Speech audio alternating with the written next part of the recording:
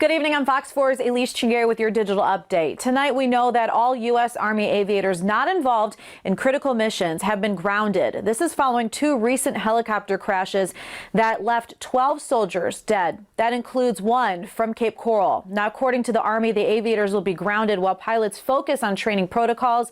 Now, as we've reported, two Black Hawks crashed last month during a training exercise over Fort Campbell, Kentucky. 9 soldiers died, including Cape Coral native 32-year-old Aaron Healy. The most recent crash happened Thursday when 2 helicopters crashed near Fort Wainwright, Alaska, killing 3 soldiers. Now, all of these crashes are under investigation right now. However, the Army says there is no indication of any pattern between the two. Today, we also know that the president approved the major disaster declaration that Governor Ron DeSantis asked for over in Broward County. This is following that historic rainfall just 2 weeks ago. It affected much of Fort Lauderdale and Hollywood, Florida. What this means is that federal money is now available for people still recovering there. Federal assistance includes grants for temporary housing and home repairs and low-cost loans to cover uninsured property losses.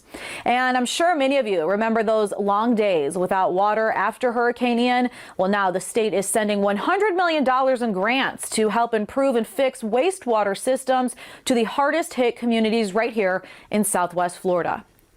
The city of Sanibel will receive more than $32 million for 5 different wastewater repair projects. The town of Fort Myers Beach and the city of Cape Coral will each get $10 million. The city of Fort Myers, well, the city will get more than $2.5 million for 2 projects. Naples, Punta Gorda, and Lehigh Acres will also get a portion of those funds.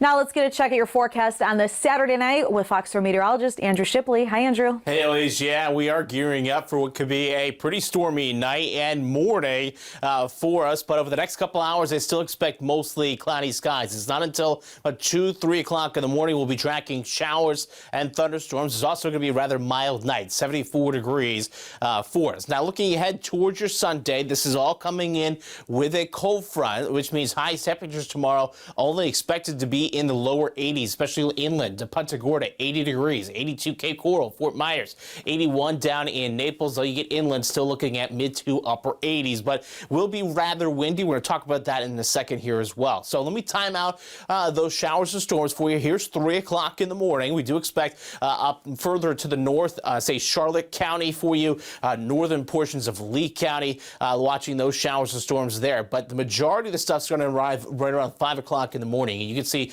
there they are, showers, thunderstorms pushing on in through the 6 o'clock hour, and they continue as we roll in towards the 8, 9 o'clock hours. We're going to continue to see these showers and storms slowly coming to an end, probably about 9 o'clock in the morning. And then once you get on the back side of this, well, we're looking at much drier air starting to work its way back in. We do expect actually full sunshine later on in the day for you. But some of these strong storms could be on the severe side. We do have a slight risk from the Weather Prediction Center for you tomorrow.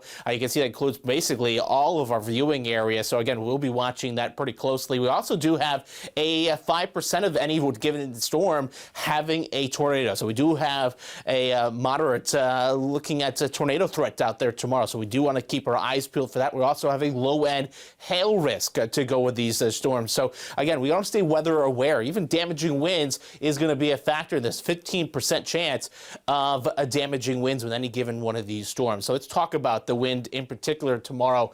We do expect rather gusty winds. We've seen that this afternoon. That continues through the overnight. But look at 6 o'clock in the morning, gusts up to about 40 miles an hour. And some of these storms could be even higher than that under those stronger thunderstorms. That continues well into the afternoon hours, those gustier winds. Finally, will start to relax as we roll in towards tomorrow evening. But take a look at the week ahead, though. Once we get those storms out of here tomorrow morning, much drier weather on the way for us. Actually, all sunshine all week long. Temperatures, though, will slowly creep back up near 90 degrees as we roll into next week.